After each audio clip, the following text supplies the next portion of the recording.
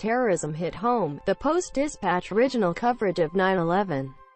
Terrorism hit home with apocalyptic force on Tuesday, as hijackers punched airliners into the Twin Towers of New York's World Trade Center, and then into the Pentagon. The towers collapsed as a shocked nation watched, and wondered whether more attacks loomed.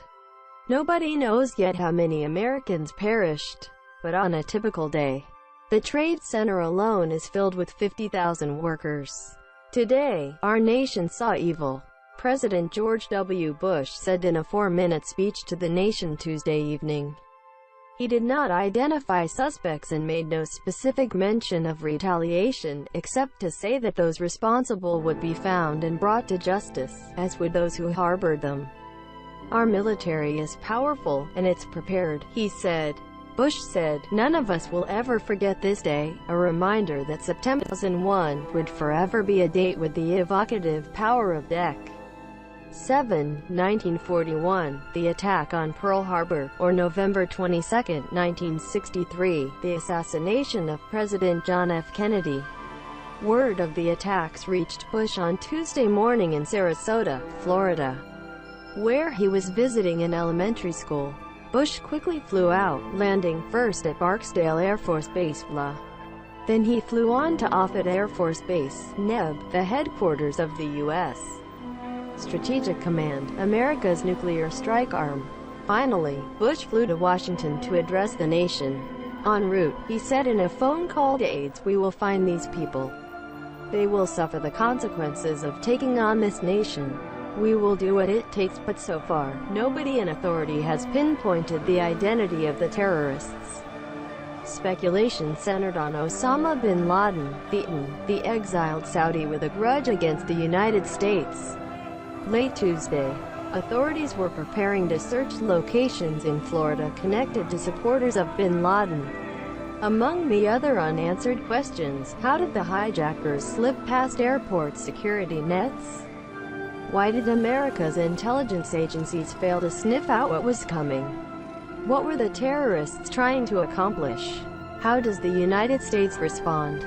Altogether, Tuesday's hijackers commandeered 4 planes carrying 266 people, all of whom perished. That number alone surpasses the death total of the Oklahoma City bombing on April 19, 1995. Until Tuesday, its 168 lives lost constituted the deadliest act of terrorism on U.S. soil. Still to be counted after Tuesday's disasters were the dead in the ruins of the World Trade Center in the first reached World Trade Center in the Pentagon. New York Mayor Rudolph Giuliani said his city's total would probably not be compiled at least until today, maybe days later. But he said the final number would be more than any of us can bear. A union official said he feared 300 firefighters who first reached the scene had died in rescue efforts at the Trade Center. Maximum effect because all 4 hijacked planes had taken off on transcontinental flights against the prevailing west wind. They bore heavy loads of fuel. Its volatility added to the carnage. In just under an hour, the fire in the World Trade Center's South Tower from the fuel softened, perhaps even melted. The steel members supporting the 50 undamaged floors above the impact point. The top floors slumped to the damaged area. The dead weight then pancaked the whole building. A half-hour later, the North Tower collapsed in just the minutes after the airstrike on the Pentagon. The Federal Aviation Administration shut down the skies of America. At 8:49 a.m., the agency barred all takeoffs and ordered all planes still aloft to land immediately. Many touched down at Canadian airports. On the streets around the World Trade Center, witnesses described watching in disbelief as first one tower and then the other appeared to explode, floor by floor. Several witnesses spoke of bodies falling from the Twin Towers, and of desperate people jumping before the first of the buildings collapsed. The chaos washed across much of the city. For much of the workday, entering or leaving Manhattan was all but impossible. City officials closed most bridges and tunnels to and from Manhattan. New York City officials called off primary elections for municipal offices. Reports of survivors on Tuesday night, more than 12 hours after the first strike. New York's Giuliani said some people remained alive in buildings near the rubble of the World Trade Center. One man caught under the rubble used his cell phone to reach his family in Pennsylvania with a plea for help. The man, his name was withheld, gave specifics about his location and reported that he was trapped along with 2 New York police sergeants, said a 911 official in Allegheny County, PA. The 911 office passed the message along to New York authorities. Several passengers on the hijacked planes also used cell phones to call loved ones. Among them was conservative television commentator Barbara Olson. Shortly before her plane rammed the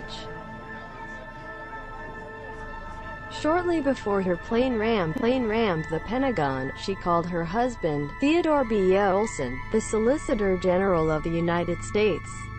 She described the scene to Olson, who in turn told her of the New York crashes. In the final moments of their conversation, he said, they exchanged more personal words, which he said he would not share. The blast at the Pentagon collapsed part of the wall on its west side. Tuesday night, officials were still fighting the fire and were unsure how many people might be dead or injured inside. Defense Secretary Donald Rumsfeld had been inside but was unharmed. Overall, about 20,000 people work in the Pentagon. Washington hospitals treated at least 40 victims of the attack. Officials put the number of dead and wounded at the Pentagon at about 100 or more, with some news reports suggesting it could rise to 800. Security officials moved quickly to put Vice President Dick Cheney and House Speaker Dennis Hastert out of harm's way. After Cheney, Hastert stands next in the line of presidential succession. Ripple effect in New York. The collapse of the Trade Center towers poked a gap in the skyline, and, at least momentarily, in the American way of life. The internet quickly clogged, as did telephone and cell phone networks across the nation. Telephone companies and wireless carriers asked customers in New York and Washington to use their phones for emergencies only. Panicky drivers formed long lines at gas stations, anticipating, perhaps causing, shortages and price spikes. Other Americans quietly formed long lines to donate blood. Securities markets halted trading. They remained closed today, and some economists fretted that the disastrous day might shove the economy down the shaft of recession. Major League Baseball teams canceled Tuesday's games. Amusement parks shut down. In Washington, the federal government also largely shut down, although agencies plan to reopen today. Federal workers will be allowed to take unscheduled leave if they feel unsafe or uncomfortable, one federal official said. Airports became islands of the marooned, as stranded travelers found no way out. Air traffic will remain grounded until at least late this morning. Across the land, places of worship quickly scheduled special services of prayer and mourning. The day of disaster started at 7:45 a.m. St. Louis time. That's when one of the hijacked airliners rammed the North Tower of New York's World Trade Center. Television networks were beaming live shots of the destruction when their cameras caught a second jetliner as it smacked the South Tower in a ball of flame at 8:03 a.m. Barely more than a half an hour later, at 8:40 a.m., a third airliner flew into the Pentagon. At 8:50 a.m., before Americans could fully absorb those 3 shocks, they got a fourth. The 110-story South Tower of the World Trade Center collapsed, sending up a dust cloud of volcanic intensity. Within 10 minutes, a section of the badly damaged Pentagon collapsed. At 9:10 a.m., a fourth hijacked airliner crashed near Somerset, PA, southeast of Pittsburgh. At 9:29 a.m., the North Tower of the World Trade Center, also 110 stories, collapsed. At 4:25 p.m., a 47-story building in the World Trade Center complex collapsed. The details of the hijacked planes. The World Trade Center towers were hit by 2 Los Angeles-bound jetliners that had taken off from Boston 15 minutes apart. The first crash was American Flight 11. a wide-body Boeing 767 with 92 people aboard. The second was United Flight 175, also a Boeing 767, carrying 65 people. The Pentagon was hit by American Flight 77, a Boeing 757 seized while carrying 64 people from Dulles International Airport outside Washington to Los Angeles. The Pennsylvania crash involved United Flight 93, a Boeing 757 en route from Newark, NJ, to San Francisco. Although details of those hijackers' destination remain hazy, the plane went down 85 miles from Camp David, the presidential retreat in Maryland. Within hours of the attacks in America, explosions resounded around the airport at Kabul, the capital of Afghanistan. But the Pentagon quickly squelched speculation that the United States was hitting back. That is not a U.S. strike, a senior Pentagon official said. Instead, those explosions were said to be the response of an Afghan opposition faction to the killing over the weekend of its leader, Ahmad Shah Massoud. He had led the fight against Afghanistan's ruling Taliban.